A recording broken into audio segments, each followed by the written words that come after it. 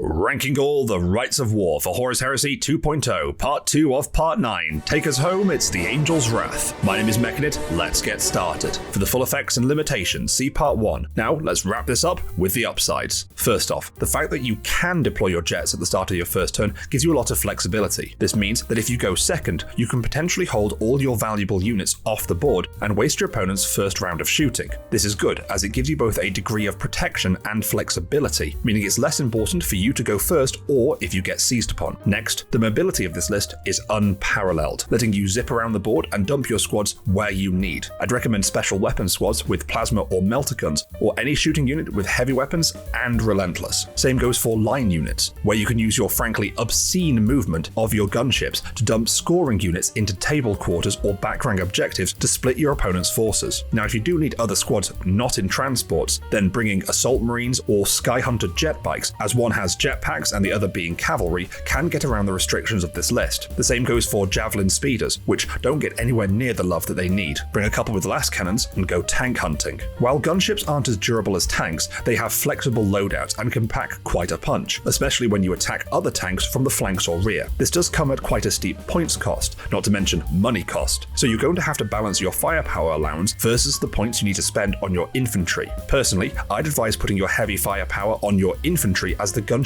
are already very expensive, and losing one will already be a big hit. As such, I'd argue it's much more efficient to have your infantry carry the heavy weapons. Now, this list is both expensive and tricky to play. It's very top heavy in points, and as are those miniatures on their flying stands. Expect a very glass cannon style of play, a win more type of game. This is because this list will naturally be more fragile, having small squads capped by transport capacity and generally fewer models because of the big point sink caused by your gunships. Both of these are factors that combine to make a high points cost, low wound count army. As such, you can't afford to take many hits. When you're winning, it's going to be great, but if you're on the back foot, it's going to be harder to get that traction and expect to be pulling squads from across the board to help plug holes in your line, such as the life in the airborne cavalry. Lastly, a fully airborne marine list is a joy to behold, and a strategy that I'd wager many opponents haven't seen because of the points and money investment. So combine this modeling wow factor with the exotic nature of the gameplay and leverage these to your advantage to steal some games. Just be sure to blast Flight of the Valkyries at full volume in honor of our Elysian brothers. For all that and more, I'm putting the Angel's Wrath in a solid B tier, with only the cost to your wallet keeping it out of an A tier. Thank you all so much for watching. What from 2.0 should we rank or talk about next? So stay tuned for more.